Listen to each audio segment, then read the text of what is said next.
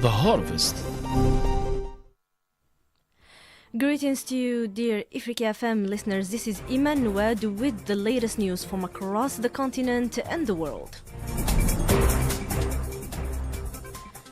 The Supreme Court of Guinea confirms Mamadi Doumbouya as the elect president, validating his first-round victory in the December 28th presidential election with 86.72% of the vote. The ruling marks the start of a 7-year mandate and a key milestone in the transition launched in 2021. Let's hear what the president-elect Doumbouya says. The year 2026 marks a fresh start, one that will be defined by hard work, discipline, unity, and shared hope. We are set to write a new chapter in our history, fully devoted to serving the sovereign people of Guinea. I call on Solanimba and all daughters and sons from other nations here and across the diaspora to come together to build a renewed Guinea of peace, justice, shared prosperity, and fully asserted political and economic sovereignty.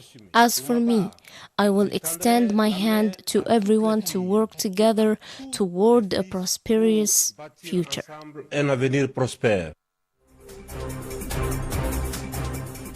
The African Union congratulates the president-elect Doumbouya and reaffirms its readiness to support Guinea's return to constitutional order while calling on the international community to consider lifting sanctions. A new diplomatic crisis erupts between Benin and Niger as both countries exchange accusations and expel diplomats in sharp escalation of tensions. Analysts warn that the dispute risks affecting regional stability and regional cooperation mechanism. Niger political analyst Haj Ma'allim Omaro, talking to Abdelmalik Belhawshat, expresses more. The two countries are currently accusing each other of backing certain events in Benin, including support for a general who tried to overthrow the authorities. Meanwhile, the CNSP claim that Benin is assisting the French military base located along the entire Niger-Benin border, which indeed exists not far from Niger. At the moment, diplomatic relations between Niger and Benin are somewhat tense. However, the peoples of both countries continue to live together peacefully. In Sudan, doctors warn of an imminent humanitarian catastrophe in South Kordofan, besieged by the Rapid Support Forces. Shelling and blockades threaten nearly 2 million civilians, while in North Darfur, at least 114 people are killed in 1 week amid intensified fighting between the army and the RSF. Tunisian security forces foil a terrorist operation in the western governorate of Kasserine. The interior minister says a preventive raid leads to the neutralization of extremist elements after an intensive manhunt, averting an imminent attack on a national territory. In Nigeria's Niger state, the death toll from an armed attack on the Kasuan Daji market in Dimu village rises to 50 deaths. Gunmen open fire, abduct residents, and loot food supplies. Victims are buried in a mass funeral, while the wounded receive treatment in nearby hospitals. Libya's High National Election Commission rejects allegation of failing to organize a referendum on the draft constitution. The commission says it is acting in line with the legal and constitutional framework governing the political process. Yasmin Ben Ashur delves in more details. The debate over Libya's draft constitution is back in the spotlight as a fresh war of words breaks out between the National High Electoral Commission and several political figures. The commission has pushed back against accusations that it failed to organize the long-awaited referendum, dismissing those claims as inaccurate and misleading. It says the delays were caused by obstacles outside its authority, not by negligence or inaction. The commission stresses that any return to Libya's constitutional track must be based on the 10th and 12th constitutional amendment, and above all, on broad political consensus. It also reiterates its readiness to oversee any constitutional or electoral process that is legal, legitimate, and reflects the will of the Libyan people.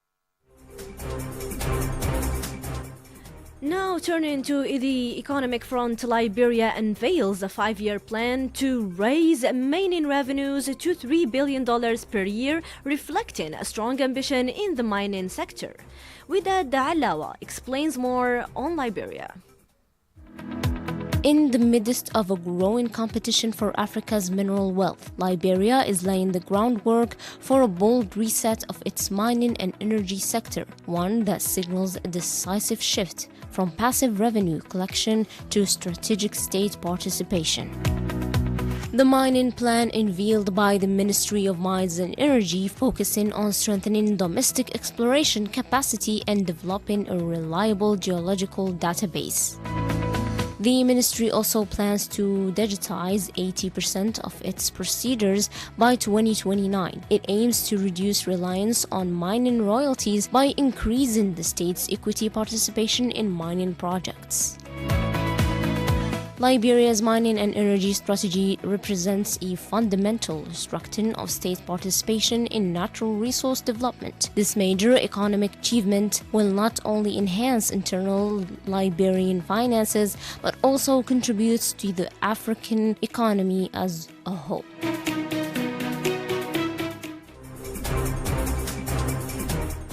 Uganda expects economic growth of 10.4% by the 2026-2027 financial year as the country prepares to begin oil production, according to the Daily Monitor newspaper. Algeria and 7 other OPEC Plus members reaffirmed their decision to maintain the suspension of gradual oil production increase during the first quarter of 2026, aiming to stabilize prices amid global market uncertainties. Public universities in Cameroon remain closed as the National Union of Higher Education Teachers launches a nationwide strike. Until January 4th, academic activities are suspended, with teachers demanding unpaid bonuses and salary rises. Concluding with the sports in football, the Tunisian Football Federation dismisses the entire technical staff following Tunisia's elimination by Mali in the round of 16 of the African Cup of Nations, whereas Cameroon qualifies for the quarterfinals after defeating South Africa 2-1. As for today's face-off schedule, Egypt is going to be taking on Benin at 5 p.m. GMT+1, whereas Nigeria is set to face off Mozambique at 8 p.m.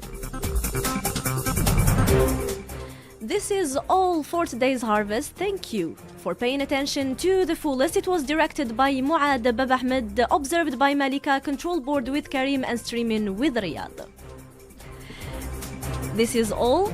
This is Imene Nouad tuning out with the voice of Africa.